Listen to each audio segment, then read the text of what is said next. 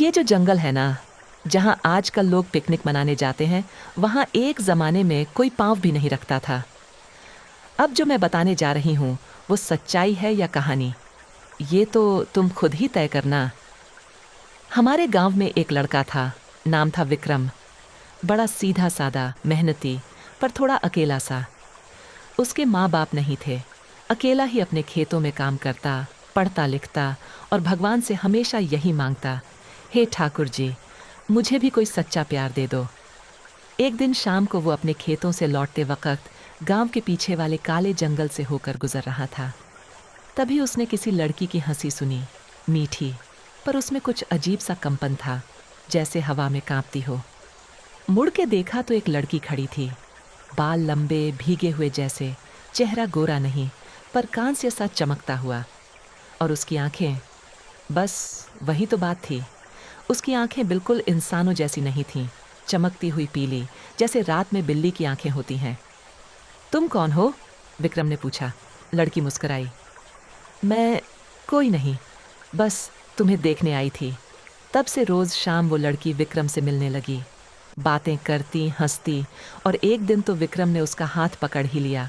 जैसे ही पकड़ा, उसे एक अजीब सा सर्द झटका लगा, जैसे उसकी नसों में कुछ रेंग गया हो। लेकिन वो लड़की मुस्कुराती रही और बोली, अब जब तुमने छू लिया है, तो वापस कुछ नहीं होगा। उस रात विक्रम को एक सपना आया। उसने देखा कि वही लड़की सांप में बदल रही है और उसके गले से लिपट रही है। उसकी सांसें रुकने लगती हैं और फिर अचानक वो जाग जाता है। गांव की एक बूढ़ी अम्मा थी, जो सब जानती थी, पर बताती नहीं थी। एक दिन उसने विक्रम को देख लिया और पास बुलाकर बोली, बेटा, जिस लड़की को तू रोज मिल रहा है, वो इंसान नहीं है, वो नाग कन्या है, पुरानी शपथ से बंधी है। जो उससे प्रेम करेगा, वो या तो उसका हो जाएगा या मर जाएगा। विक्रम ने हंसकर टाल दिया, प्यार कोई शाप नहीं होता अम्मा। पर अम्मा की आंखें डरी हुई थीं। प्रेम का रंग और रूह की सजा एक रात अमावस थी। जंगल में अजीब सी गंध फैली हुई थी, कुछ सड़ा सड़ा, लेकिन फिर भी मोहक। विक्रम लड़की से मिलने गया। इस बार वो बेहद सुंदर लग रही थी, लेकिन उसकी आंखें अब पूरी तरह पीली हो गई थीं और उनकी चमक में अब प्यास थी, खून की। आज तुम्हें मेरे साथ आना होगा, उसने कहा। विक्रम ने पूछा, कहाँ?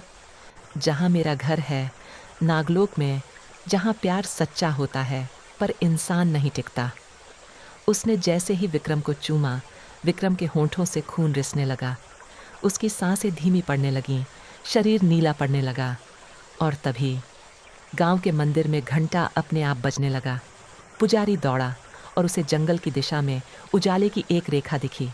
साथ ही जमीन कांपने लगी, जैसे धरती किसी राक्षसी बोझ को झेल नहीं पा रही हो। लोग भागे।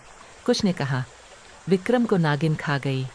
कुछ ने कहा, नागिन उसे ब्याह कर नागलोक ले गई। और कुछ ने तो ये तक कहा कि आज भी रात के तीसरे पहर उस जंगल में एक लड़के की चीखें आती हैं, मैंने सिर्फ प्यार किया था, ये सजा क्यों मिली? अगर आपको लगा कि ये कहानी बस एक कल्पना थी, तो अगली बार जब अकेले जंगल में कोई लड़की दिखे, ज़रा 2 बार सोचना। और हाँ, ऐसी और कहानियाँ सुनने के लिए चैनल को सब्सक्राइब करना मत भूलना, वरना अगली बार कहानी में तुम भी हो सकते हो।